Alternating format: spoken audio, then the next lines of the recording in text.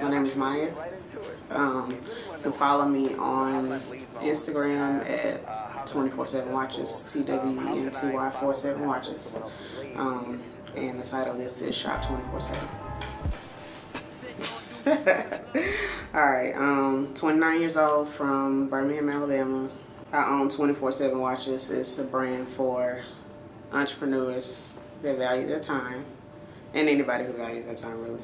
I went to college at Tennessee State University in Nashville. I finished in 2012.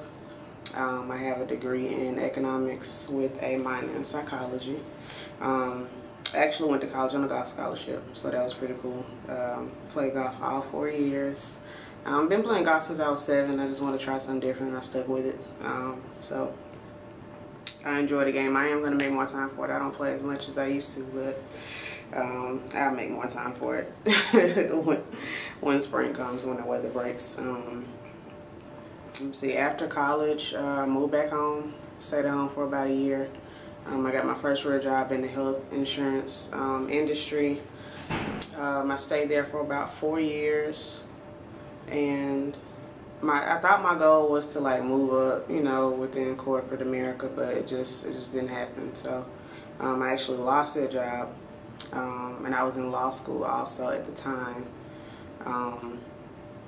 Law school was tough. I didn't like it.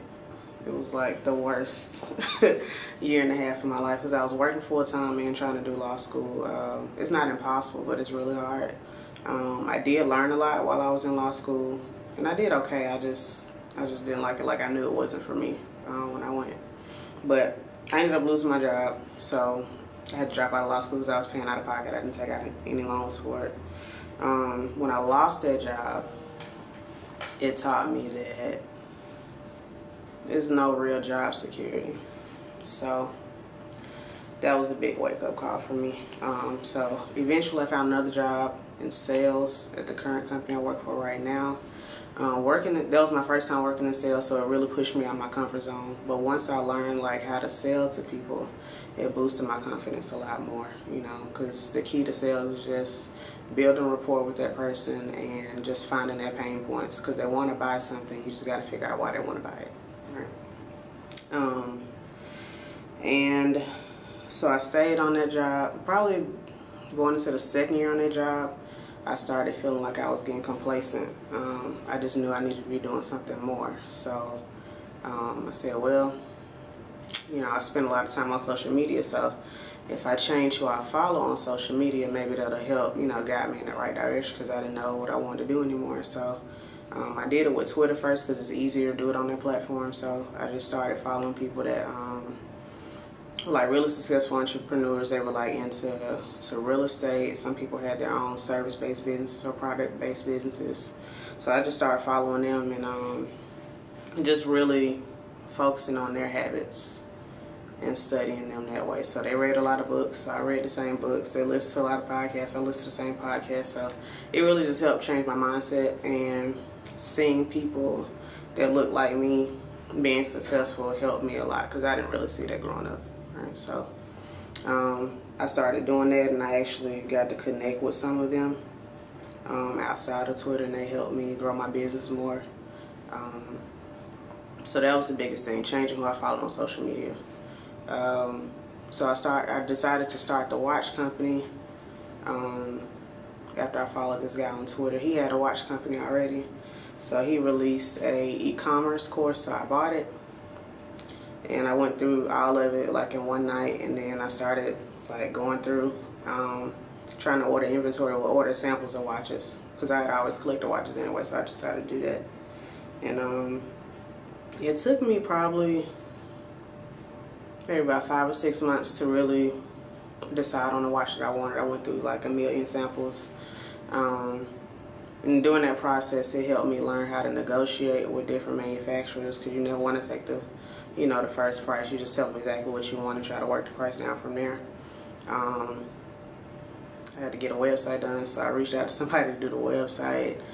I think the hardest thing was really finding my target audience. It took me probably 1.5 years to really figure that out. I rebranded probably like 3 or 4 times. you know, since I started the business, but, you know, I know who my target audience is now, so that helped. But the watch business has been good. It's been hard. It's been times that I wanted to give up, because when you're doing everything by yourself, you know, it's time consuming and you forget a lot of things. So I've learned how to put certain systems in place, so, you know, I won't have to worry about that as much anymore. And growing the business has been good. I'm starting a podcast pretty soon. I have a Facebook group where I talk about how to build wealth, basically. So that's been going pretty good so far. So my main goal outside of selling watches is just to educate on our community on how to build wealth, because we don't talk about that like at all. You know, we don't know anything about that. So I feel like it's my responsibility to teach, you know, at least some of us those ways that we can do that. So I am getting into real estate pretty soon.